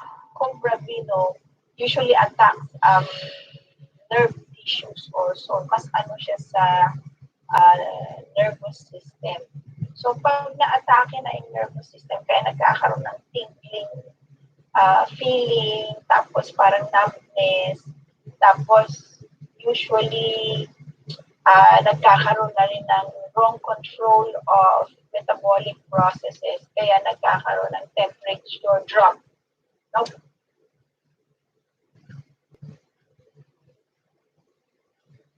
Sir, magandang hapon.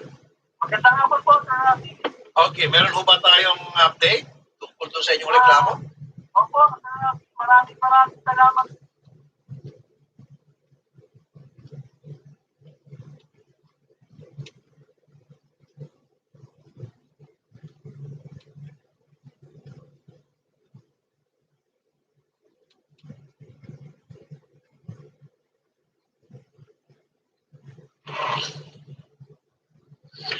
What's up guys, Sal here. So Sony is one of the OG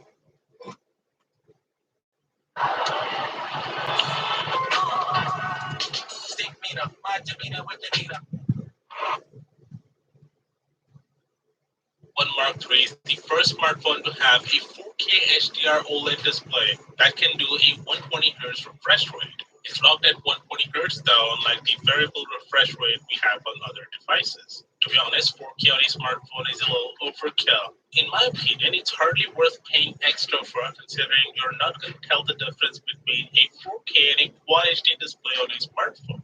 But nonetheless, 4K and 120Hz refresh rate is still impressive. Second feature this phone has that no other phone can do is actually hidden beneath those bezels. At first glance, the phone looks identical to the original Xperia 1. It's tall and narrow with lots of glossy black and small curves on all the angles, giving them the most monolithic look of a smartphone today, with some bezels at the top and bottom of the display. But those small bezels are there for a good reason, since they house the world's first front-facing stereo speakers on a smartphone to offer 360-degree reality audio, producing 40% more output than the previous model.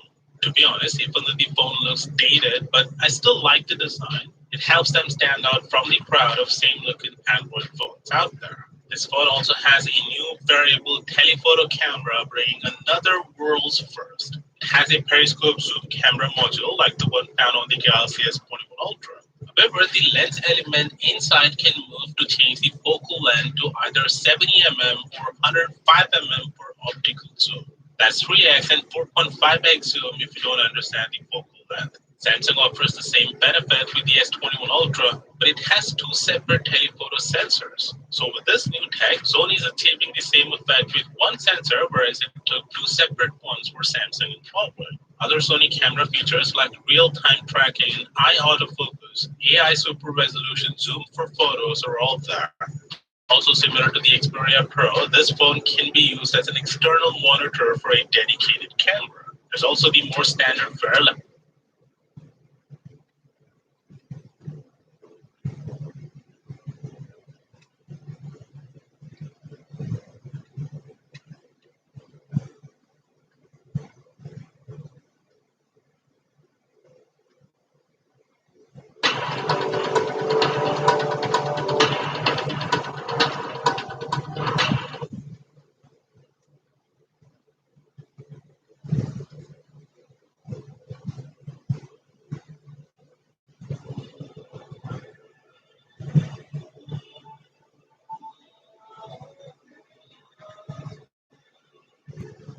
and the storyline begins. The hadith of Fatima bint Qais radiallahu anha. She says that the Messenger sallallahu alayhi wasallam, he sat on his member smiling. Then the Messenger sallallahu alayhi wasallam said, "Do you know why I have gathered you here today?" And the companions of the Messenger sallallahu alayhi wasallam said, "The Allah and His Messenger know best."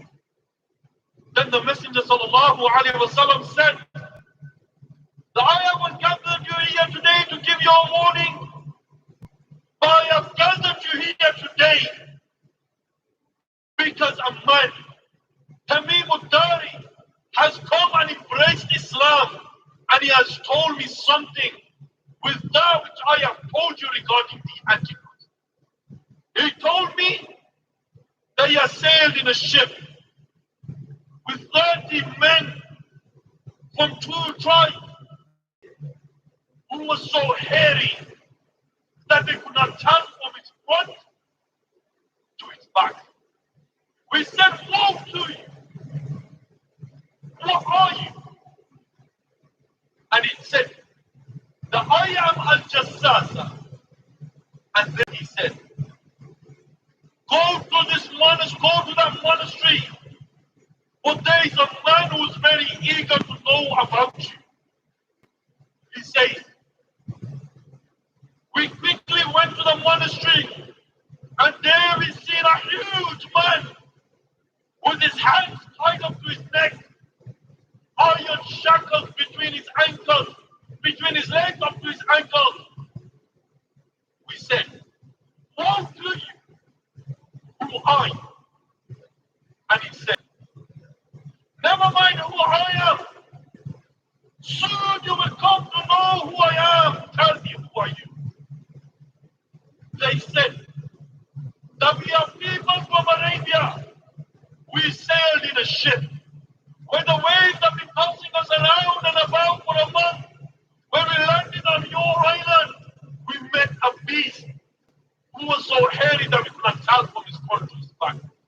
We said, what do you? What are you? And he said, that I am Al-Jassas. Then he said, that go to the monastery, for there's a man who is very eager to know about you. He says, we quickly went to you. We quickly went to the monastery, and there we found you. Then the man in the iron chain said, tell me about the date of the Faisal. He said, what do you want to know about him? He said, that does he have fruit on it? Does he bear fruit? We said, yes. He goes, time will come, they will not bear fruit. Tell me about the lake of Tabari. He said, what do you want to know about it? He said that does he have water in it? We said, yes, he has plenty of water. He goes, the time will come, they will dry out. Tell me about the spring of Zuhara. We said, what do you want to know about it? He said, does he have water in it and do the people use it to irrigate the land? We said, yes. He has plenty of water in it and the people use it to irrigate the land. And then the man in the iron chain said, tell me about this unlettered prophet. And we said, that he has left Mecca and he has migrated to Medina. And then he said, do the Arabs fight against them? Do the Arabs fight against them? We said, yes. He goes, how does he deal with them? Then they said, that the messenger has overcome them and those who surround him have followed him. And then the man in the iron chain said, has this really happened? Has this really happened? It is better for them that they follow you. Now I will tell you who I am. I am the imposter. I am the Antichrist. And soon I will emerge. Soon I will be emerged. I will be released from this place. And I will travel the world. And I will enter city to city except Mecca and Medina. What?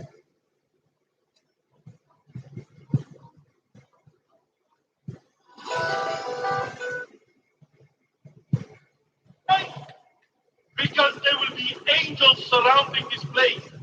Every entrance there will be angels with their swords out that will prevent me from entering. And then the Messenger sallallahu alaihi wasallam said, striking his prophet, he said, this is Medina, this is Medina, this is Medina. And the Messenger sallallahu alaihi wasallam said, that did I not tell you something like this? The companions of the Messenger sallallahu alaihi wasallam said, O Messenger of Allah, yes you did. Then the Messenger sallallahu alaihi wasallam said that I like the account given to me by Tamim al-Dari. Why? Because it agrees with that which I have told you regarding the Antichrist, regarding Makkah. Then the Messenger sallallahu alaihi wasallam said that he's in the Yemen Sea or he is in the Syrian Sea. And then he said, no, he's in the east, he's in the east, he's in the east. The Messenger sallallahu alaihi wasallam, when he said this, wallahi, by Allah, my brothers, this shouldn't be taken lightly. Why? Because the Antichrist is coming, whether you like it or you don't like it.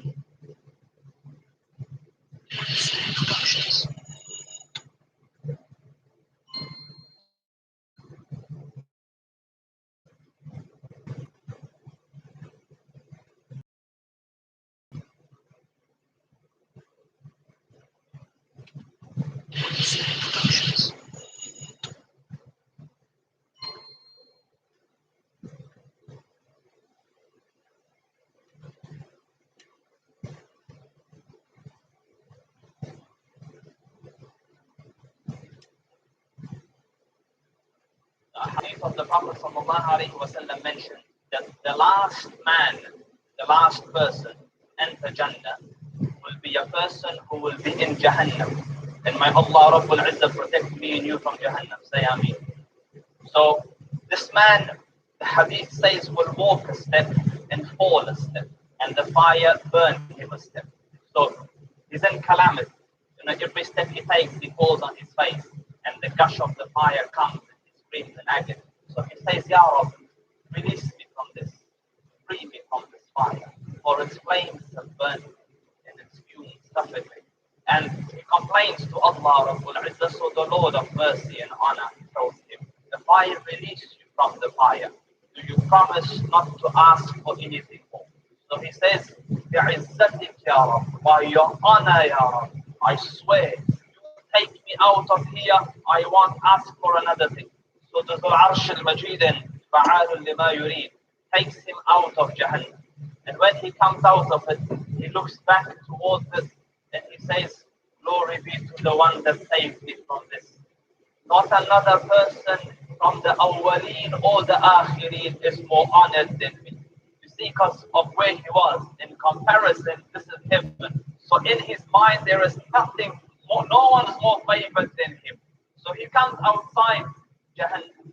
And then Allah Rabbul Izzah orders for a tree to come out in front of him and for a spring of water. So he's at the gates of Jahannam and he sees water. And understand there's no water in Jahannam, may Allah save you from Jahannam. وَإِن يَسْتَغِيثُوا يُغَاثُوا بِمَاءٍ كَالْمُهْلِ يَشْوِي الْوُجُوهِ. And anytime they ask for a drink, they are given a water that burns the face as they drink it. So water is a rare commodity. So when he sees water, he longs for it. But he's promised that he can't ask for anything more. So, and one of the hadith says, Ya Rab, oh Allah, not wanting to ask, but at the same time it's too tempting. So then he says, Ya Rab, take me close to that tree and that water, so that I might sit under its shade and drink from its water. So Allah Rabbul Izzah says, Ya Ibn Adam, ma aghdarak, O son of Adam, how would you break your word? Didn't you promise me that you wouldn't ask for anything anymore? So the hadith says Allah Rabbul Izzah excuses him because he's been shown something that he has no patience for. There's no way he could hold back. Allah Rabbul Izzah knows. So when he goes under the tree and drinks from its water and enjoys its shade, another tree bigger and better comes out in front of him near the gates of Jannah, and the stream is running alongside it. So he looks at it, and in the hadith, Ya Rab, oh Allah, and then take me to it, Ya Rab, closer to that. So Allah Rabbul Izzah says, O son of Adam, how you break your word? Didn't you promise? And every time, it's not an ordinary, it's bi'izzatik, by your honor, Ya Rab, I won't ask for anything more. So he says, take me there, Ya Rab, I swear, I want bi'izzatik, by your honor, I won't ask for anything more. So Allah Rabbul Izzah takes him to that tree, it is by the gates of Jannah. So when he sits under the tree and enjoys the shade and drinks from the water, he looks and he can see inside Jannah. And subhanallah, who can look at Jannah and not, you see a nice house in your heart, thinks, Ya Rab, or you see a nice car, kids do this, buy Lamborghini, and it's not his, because he wants it so bad. So he sees Jannah, and the heart longs for it, and Jannah is an abode worthy of beholding. Imagine the pebbles of Jannah are jewels, rubies, and emeralds. Cement is gold. No, cement is mint. It's bricks of gold and silver. The trees of Jannah, فَمَا فِيهَا مِنْ شَجْرَةٍ إِلَّا وَسَاقُهَا مِنْ ذَهَبٍ. There's not a tree in Jannah except that its trunk is made from solid gold. Shade that would last for 100 years for a rider to ride under. So he sees this and the perfume and the scent of Jannah. Just come out of Jannah. Enter the end of Jannah. So Allah Rabbul Izzah says, promise. I won't ask.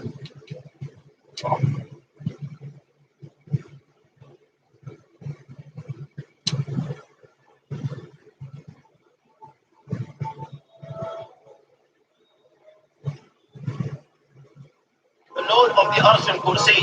We're talking about the Lord of the world. Alhamdulillah Rabbil Alameen. We're talking about the Lord of the entire universe and beyond.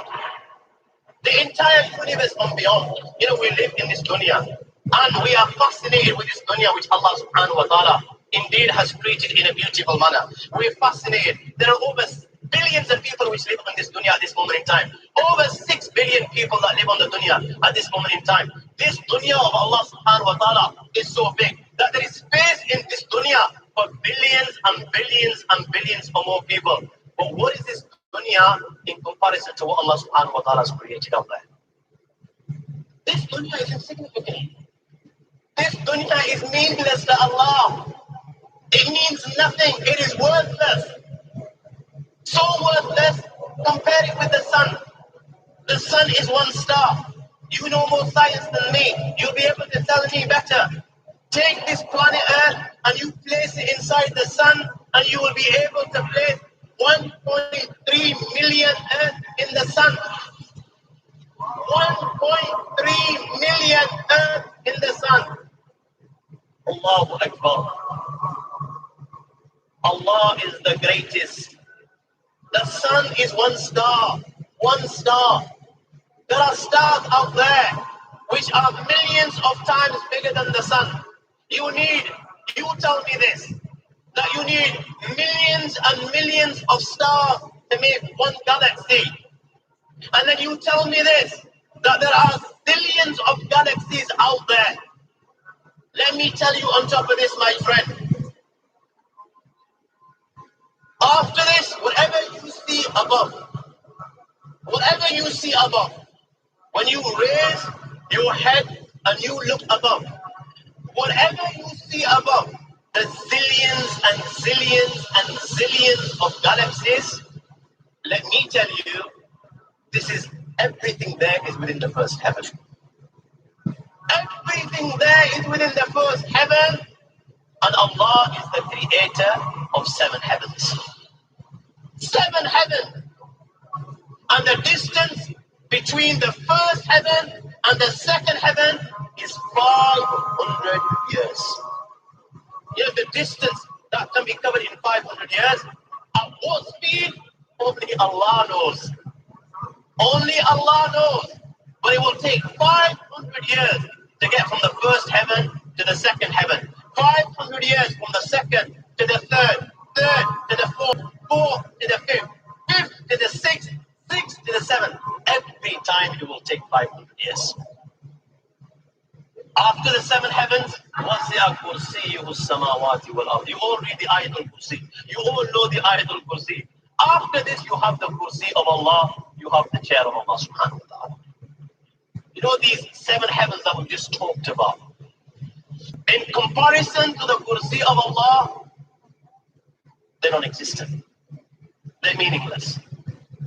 Rasulullah has given an example in a hadith, just to give us a little bit of understanding with regards to the 7 heavens in comparison to the Kursi of Allah.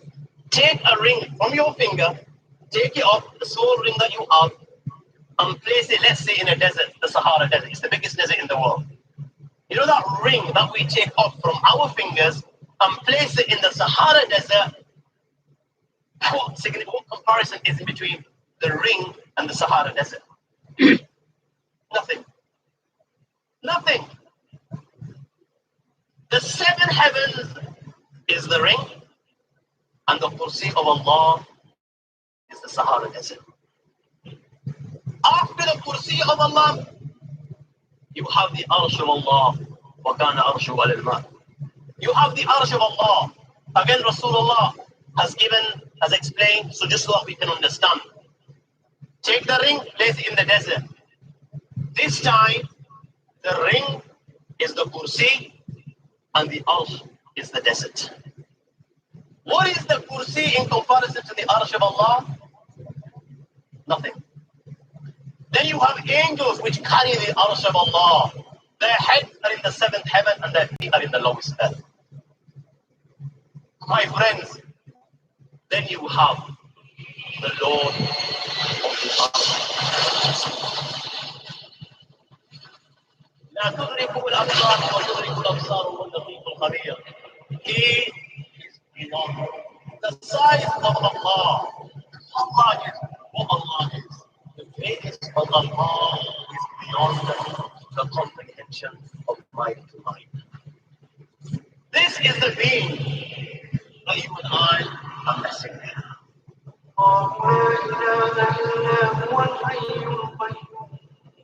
لا تأخذه سنة ولا نوم له ما في السماوات وما في الأرض من ذا الذي يشفع عنده إلا بإذنه يعلم ما بين أيديهم وما خلفهم ولا يحيطون بشيء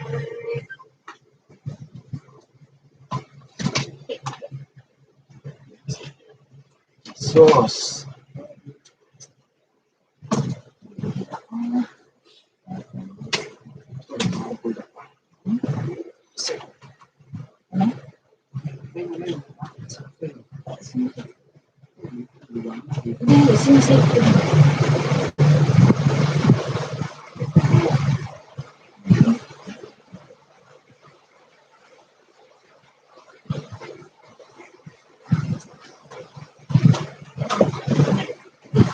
Kasi, paano ko po